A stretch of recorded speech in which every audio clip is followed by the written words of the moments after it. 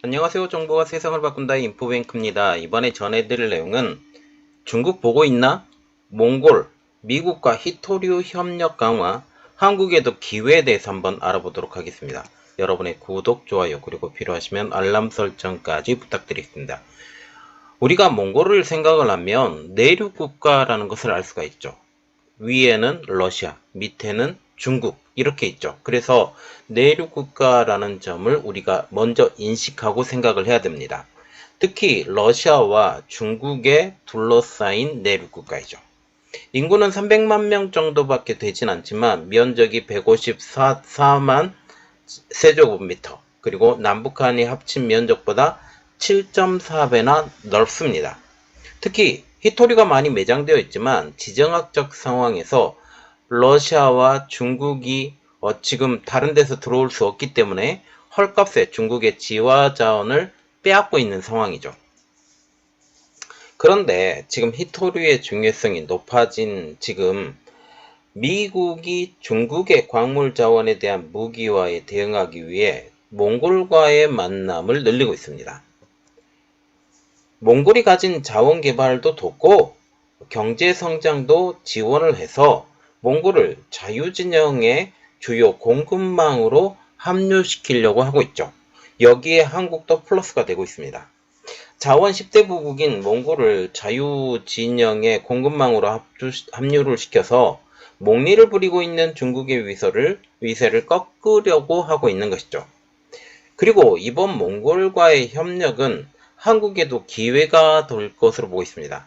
나중에 또 이야기를 해드릴 거지만 한국을 앞세워서 미국이 몽골과의 협력을 추진할 가능성이 높아지고 있는 상황이죠.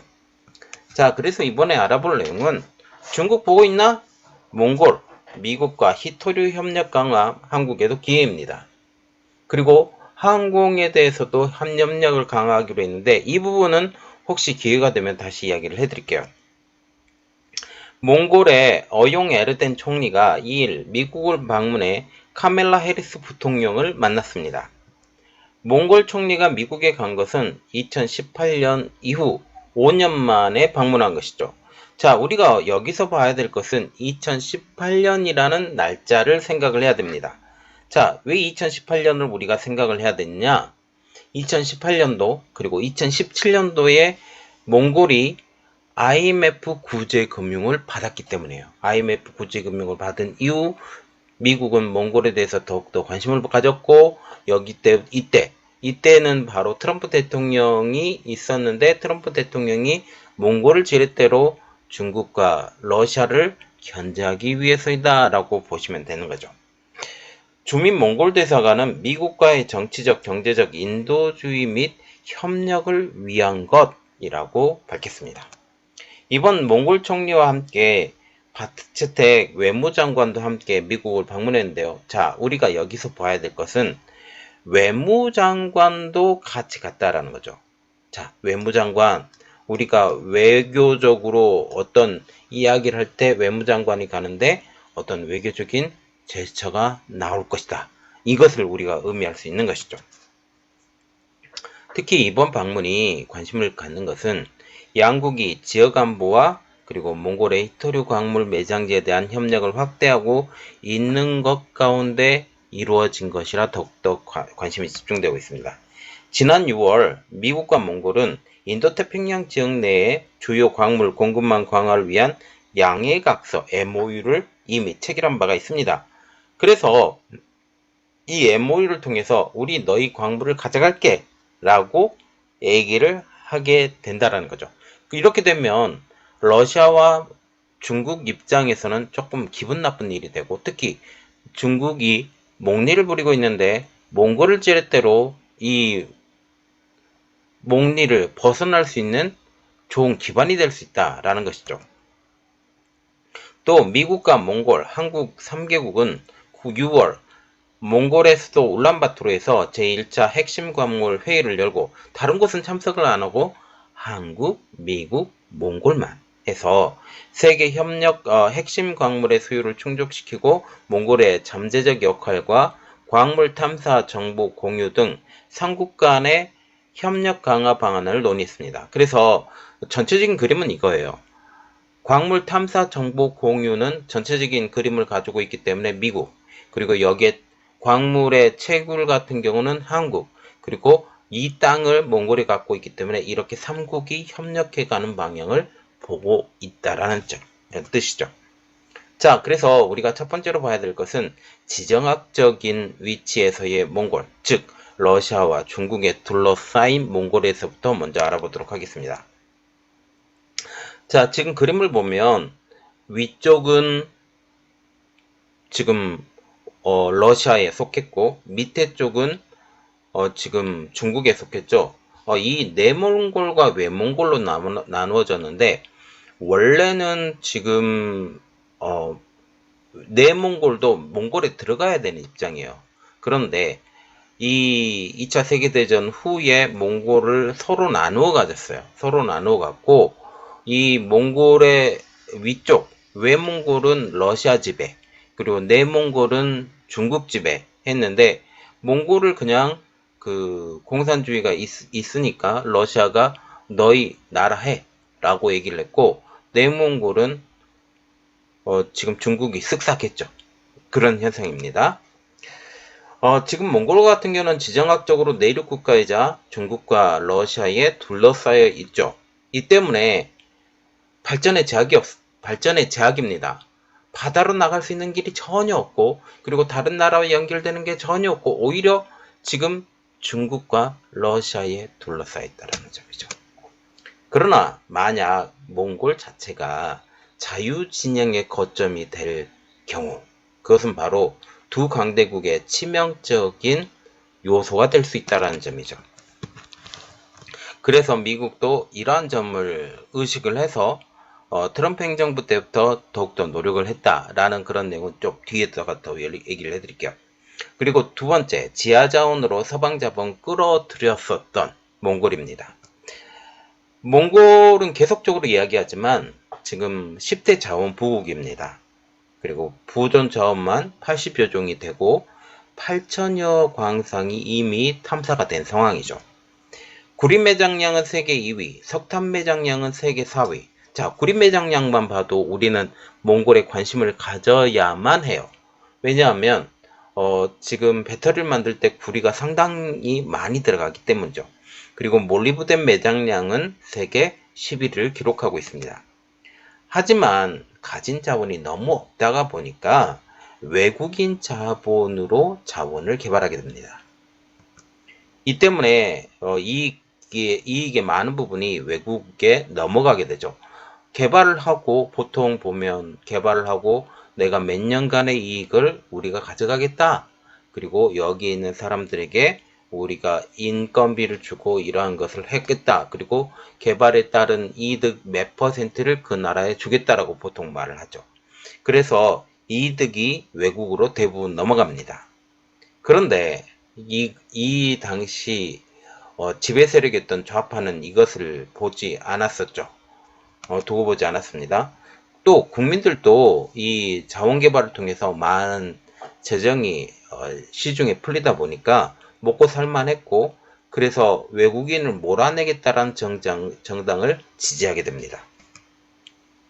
2012년 정권을 장악했던 좌파 정부는 자원민주주의 성향을 노골적으로 드러냈고, 외국 기업이 획득한 광물 탐사권 및 채굴권에 대한 일방적인 취소를 하게 됩니다. 그리고 2013년 지금 새로운 법을 제정했고, 그래서 상황이 이렇게 되자 외국인 기업가들은 여기에 더 이상 투자할 가치가 없기 때문에 철수하게 됐고, 그리고 2013년, 14년, 15년까지 해서 2년 사이에 외국 기업은 60%나 쫓겨났습니다. 2011년 당시에 45억 달러가 됐던 외국인 자금 순유입액 FDI는 지금 이렇게 45억이나 됐었는데 2015년에 9,400만 달러, 억 단위에서 만 단위로 떨어진 것입니다. 그래서 거의 44억 정도가 떨어지게 된 거죠. 그만큼 줄어들고, 그래서 41억이죠. 44억이죠. 44억. 그리고 2016년에는 순유출액이 41억 달러가 됩니다. 여기서 투자했던 걸 다 뽑아갔던 거예요. 오히려 돈이 들어오기는커녕 빠져나가게 된 것입니다. 이렇게 외국 자본들이 빠져나가게 되자 외환창고는 텅텅 비게 되었고 통화가치는 2년 전에 비해 절반으로 뚝 떨어지게 된 상황이 되죠. 그리고 특별히 생활필수품은 외국에서 수입했는데 이 차이가 굉장히 높다 보니까 그래서 외환에 대한 가치 하락, 여기에 외국에서 들어온 물건 자체가 그 전에 비해서 엄청나게 올라갔기 때문에 하이퍼 인플레이션, 그래서 초고 인플레이션이 발생하죠. 어마어마한 말하자면 국가에서 통제할 수 없는 인플레이션이 하이퍼 인플레이션인데 이게 발생하게 됩니다. 당연히 실업자도 속출했죠. 일을 할 수 있는 능력이 안 되니까요. 또한 2016년에는 몽골 고원에 수십 년 만에 대혹한이 찾아왔고 그의 겨울 100만 마리 이상의 가축과 동물이 죽어버렸습니다. 2016년에 재정난에 대혹한까지 겹치면서 사회복지의 축소, 이전에 많은 돈이 부가 있었기 때문에 복지도 많이 해줬는데 이러한 복지 축소, 식량, 연료비 상승, 실직, 이렇게 여러가지 2중 3중의 고통에 시달리게 되죠. 결국 몽골 정부는 외환 보유고가 너무 텅텅 비었기 때문에 IMF에 손을 내밀었고 구제 금융 프로그램도 도입하게 됩니다. 이 영향으로 2013년에 시행한 투자법을 폐기하며 이 투자법을 통해서 외국 기업들을 쫓아냈었는데 이것을 폐기하고 외국 자본을 쫓아냈던 정책도 이제 친외국 자본으로 바꾸게 되죠. 그게 2016년도 일입니다. 그리고 지난 2021년 6월에 몽골에서는 새로운 대통령이 선출이 되죠. 2021년과 같은 경우는 코로나19 상황에서 뽑힌 대통령이고 몽골 재정의 상당 부분을 차지하는 광물 개발에 대해 외국 자본을 끌어들여야 되는 상황을 가지게 됩니다. 이번 방문은 한국과 미국에게 광산 개발에 대한 협정을 가진 후의 일이라 더욱더 크게 주목을 받게 되는 것이죠. 자, 그래서 우리가 세 번째로 봐야 될 것은 중국의 목리로 중요성이 커지는 몽골에 대해서 조금 더 알아보도록 하겠습니다. 중국과 같은 경우는 히토리로 지금 몽디를 부리고 있죠. 게르마늄도 지금 이야기가 나오고 있고 여러가지 이제 히토류를 가지고 장난질을 칠 것처럼 보이는데 이것 때문에 몽골의 중요성이 더욱더 커지고 있습니다. 가장 큰 이유는 몽골 자체가 세계 10대 광물이 보유한 나라라는 점이죠. 이미 몽골은 외국인 자본에 대한 제한으로 지금 IMF 구제 금융이 있던 나라이기 때문에 지금 외국 자본에 대한 문호는 지금 거의 활짝 개방이 된 상황이라고 보면 되겠습니다. 특히 몽골은 철, 구리, 금, 석탄, 몰리브덴, 텅스텐, 인산염, 주석, 니켈, 아연, 히토륨 매장량이 많은 세계 10대 자원부국이죠. 우리가 여기서 그냥 보기만 하더라도 우리가 혹할 수 있는 금속이 너무너무 많다라는 사실입니다.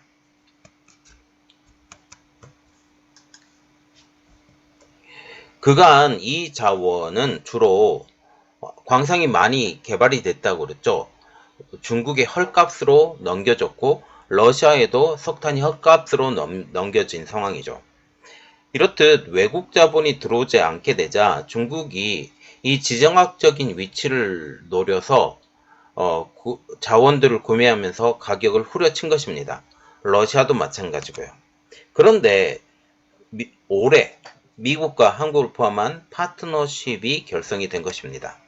지난 6월 27일 몽골은 한국, 미국과 함께 울란바토르에서 제1차 핵심 광물 회의를 열었죠. 그리고 지난 2월 16일에도 한국과 몽골은 희소금속 협력위원회를 신설했습니다. 그래서 지금 몽골에 대한 히토류에 대한 어떻게 보면 주도권을 갖고 있는 나라가 미국과 한국이란 뜻이죠. 이는 중국에 편중된 공급망으로 작용을 했던 몽골이 이제 한국과 미국의 자유진영의 자원 공급망에 진입을 하고 있다는 뜻이며 자유진영에서는 자원 불안 해소에 대한 큰 도움이 될 것으로 보입니다. 몽리를 부렸던 중국이었기 때문이죠. 그래서 지정학적 가치가 지금 더욱더 높아져 가고 이런 여러 가지 상황을 더욱더 알아보도록 하겠습니다. 미국과 몽골이 가까워지는 것은 비단 자원에서만 국한되는 일은 아닙니다. 지정학적으로도 큰 변화가 있을 것으로 보이고 있는데요. 지도를 보면 중국과 러시아를 연결하는 모든 통로에 몽골이 껴 있습니다. 물론 지금 시베리아 동부 지역에서는 물론 그 중국과 직접 연결이 되어 있지만 중간에 끼어 있는 나라에 있을 때는 여기에 무조건 들어가고 철도도 다 연결이 돼 있고 도로도 연결이 돼 있고 통신망 그리고 파이프라인 이게 다 연결이 돼 있다는 사실이죠. 내륙 국가이면서도 중국과 러시아 사이에 있었기 때문에 그간 자유진영과의 교역은 좀 극히 미미했죠. 그리고 외국 자본들을 다 쫓아냈기 때문에 더욱더 들어오지 못한 상황이 있었기도 했고요. 이 때문인지는 몰라도 중국과 러시아 사이를 두고 가스라인, 철도, 도로 등이 촘촘히 연결이 되어 있습니다. 그러면서도 중국과 러시아 때문에 몽골은 성장하지 못한 나라로 불리우며 내부적으로도 상당히 불만이 많죠. 중국과 러시아에 대해서. 싼값에 자원이 팔려나가고 경제적으로나 군사적으로나 그리고 외부와 안보적으로도 이 두 강대국에 눌려서 그간 실리적 외교를 행하지 못했다라는 불만과 내부 비판이 있었던 것입니다. 그리고 지금 몽골과의 관계 회복을 원했던 미국에 대해서 조금 더 알아볼게요. 지금 2013년 외국 자본, 그래서 2016년, 17년까지 자본 축출로 거들떠도 안 보던 미국이 다시 몽골에 눈을 돌린 것은 2017년 IMF 구제금융 이후. IMF 구제금융 이후에 지금 2013년도에 만들었던 정책 자체가 거의 대부분 포기가 되고 외국 자본의 문이 활짝 열렸기 때문입니다. 그러나 대대적인 노력을 시작했던 것은 2018년도에 들어온 지금 트럼프 행정부부터. 트럼프 행정부는 몽골을 통해 중국과 러시아를 견제하고 싶어 했습니다. 2019년 카르트마 바툴라 몽골 대통령이 미국을 방문했고 에스퍼 미국 국방장관이 몽골을 방문했으며 2020년도에는 폼페이오 국무장관이 몽골을 방문하면서 관계를 증진시켰죠. 우리가 에스퍼 미국 국방장관도 이미 들어본 내용, 그리고 국무장관이 들어갔다라는 것은 국방에서도 또한 국무에서도 지금 몽골이 그 위치에서 중요한 역할을 할 수 있다라는 것을 의미하는 것입니다. 2021년 미국에서는 바이든 대통령, 그리고 몽골에서는 지금 후렐스흐 대통령으로 새로 바뀌고 코로나19 상황에 그런 상황이 통제 사회였거든요. 몽골 자체도 외부에서 사람이 들어오는 것을 다 꽁꽁 막았어요. 국방 봉쇄도 했고 그때 당시에 국방 봉쇄를 하고 항공 봉쇄도 하고 그런 상황에서 교류를 전혀 하지 않다가 이번에 몽골 총리가 미국을 방문하게 된 것입니다.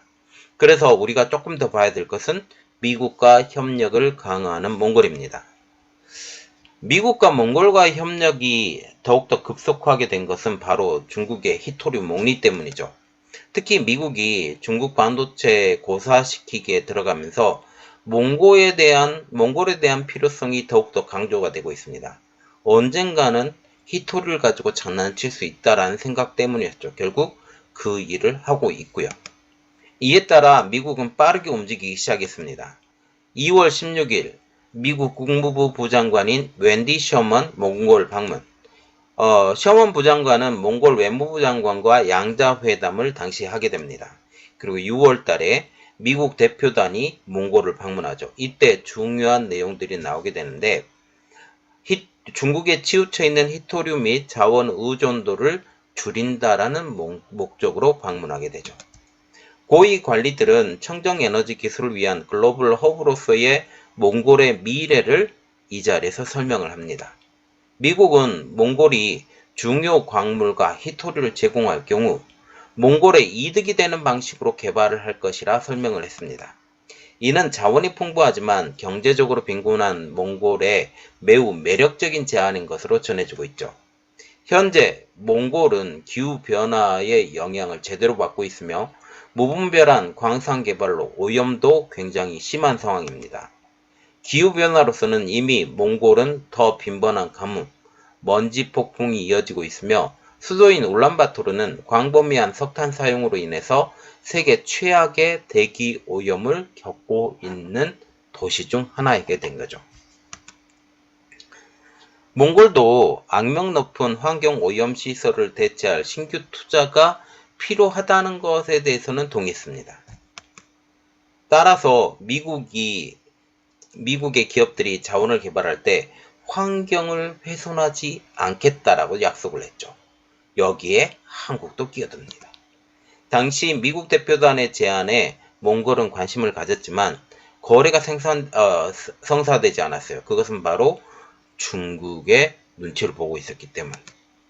하지만 대화는 진전되었고 이번 몽골 총리의 방문도 그 연장선상에 있다라는 것입니다. 그러나 이 자원을 개발하고 이동하는데 한 가지 문제점이 있습니다. 그것은 바로 몽골이 내륙 국가이다 보니까 중국과 러시아의 눈치를 봐야 된다라는 것. 이것을 위해서 한국을 끼어들게 만듭니다.